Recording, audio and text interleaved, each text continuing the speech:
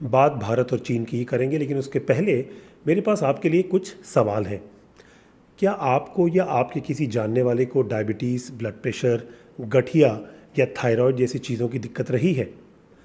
क्या आपके किसी जानने वाले को कभी कोलेस्ट्रॉल हाई होने की शिकायत हुई है, जिसके लिए डॉक्टर ने उनको कुछ हफ्ते तक दवाइयों पे रखा, क्योंकि कोलेस्ट्रॉल बढ़ा हुआ हार्ट के लिए बिल्कुल अच्छा नहीं माना जाता? और क्या आपके किसी जानने वाले को कभी कैंसर की शिकायत रही है, जिसके लिए उनकी कीमोथेरेपी हुई है? अगर नहीं, तो भी आपको कभी बुखार हुआ होगा, उसके लिए आपने शायद पैरासिटामोल ली हो, और अगर नहीं ठीक हुआ हो, निमोनिया या इन्फेक्शन हुआ हो, तो डॉक्टर ने आपको एंटीबायोटिक्स दी होंगी। अगर हाँ, तो यकीन मानिए इन सभी चीज़ों में जिन चीज़ों से इलाज हुआ होगा, उनका ताल्लुक कहीं ना कहीं चीन से है। जी हाँ, और ये बात हम अभी इसलिए कर रहे हैं क्योंकि हाल फिलहाल में भारत चीन संबंधों में एक नया मोड़ आया है, जो तनाव का मोड़ है। लेकिन हम इस बात की पड़ताल यहाँ पर इसलिए कर रहे हैं क्योंकि भारत और चीन के बीच जो संबंध है, उसमें इकोनॉमिक्स, ट्रेड बहुत इम्पॉर्टेंट है।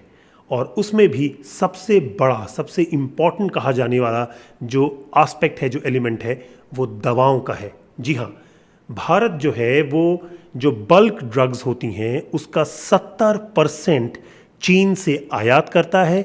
उसके बाद यहाँ पर जेनरिक ड्रग्स बनती हैं, और न सिर्फ भारत में इस्तेमाल होती हैं बल्कि भारत के अलावा भी इस्तेमाल होती हैं। तो एक तरह से भारत की चीन पर पिछले कई सालों से बल्क ड्रग्स यानी कच्चा माल, जिसको एपीआई कहते हैं, यानी दवा बनाने वाला सॉल्ट्स, उस पर एक तरह से खासी डिपेंडेंसी रही है। जो कच्चा माल यूज होता है, जिसे हम एक्टिव फार्मास्यूटिकल इंग्रेडिएंट्स कहते हैं, उसमें हम ज़्यादातर चाइना के इंपोर्ट पे डिपेंडेंट हैं। चाइना से हम लोग काफ़ी मात्रा में एपीआई इंपोर्ट करते हैं, और वो एपीआई थोड़ा बहुत इंडिया में भी बनता है, लेकिन उसके लिए भी जो इंटरमीडिएट्स हैं, उसके लिए हम चाइना पे डिपेंड होते हैं।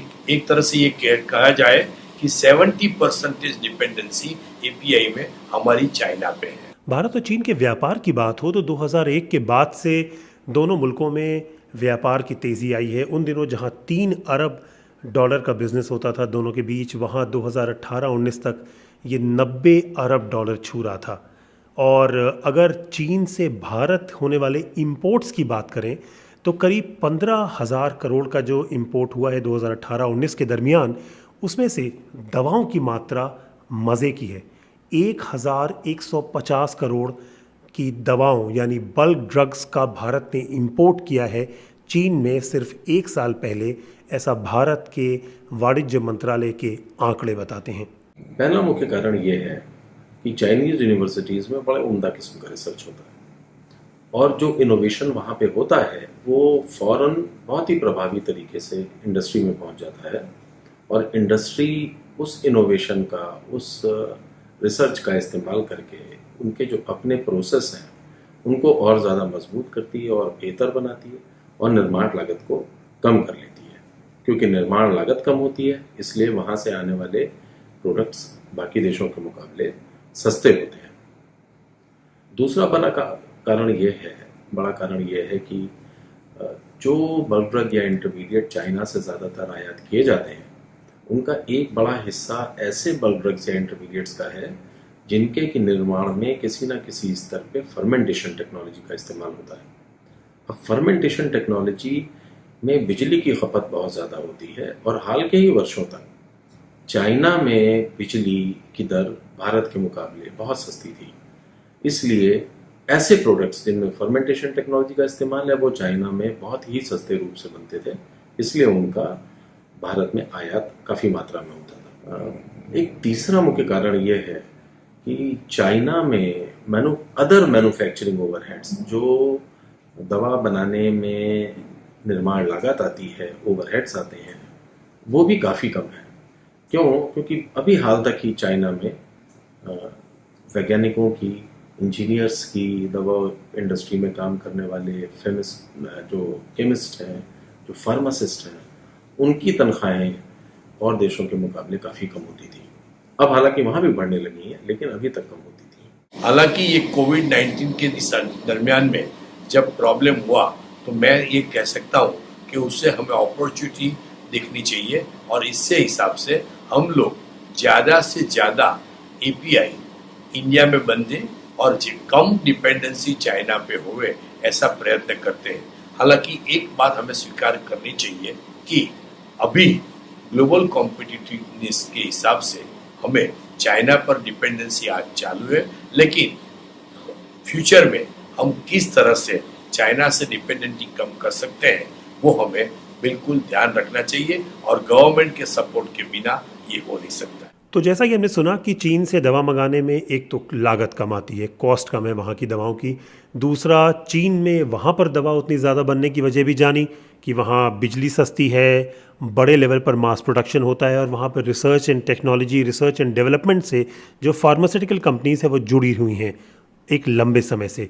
लेकिन क्या चीन से अगर भारत बल्क ड्रग्स मंगाता है तो क्या उसके लिए कुछ एहतियात बरतने की भी ज़रूरत है? क्योंकि ज़रूरी नहीं है कि हर बिजनेस और हर व्यापार एकदम उतनी स्मूथली ही चले और हर समय सारा माल एक सा ही आए।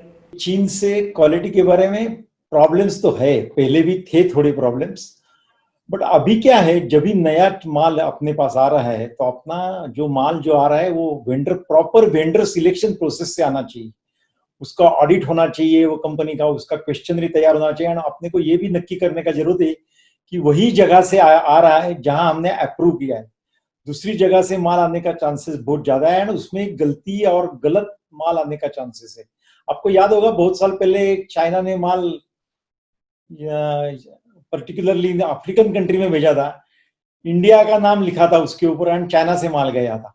तो ऐसी चीज हो सकती है, क्वालिटी भी पुअर आ सकती है, तो अपने को प्रॉपर वेंडर सिलेक्शन से वो सिलेक्ट करके ही वहां से ही माल आया वो नक्की करना पड़ेगा, उसके लिए कंट्रोल्स भी डालना पड़ेगा, ये बहुत जरूरत है, नहीं तो गलत माल आने का बहुत चांसेस है। भारत में इस तरह की मांगें बढ़ रही हैं कि चीन से आने वाले सामान का बहिष्कार करिए, चीन से इंपोर्ट्स कम करिए।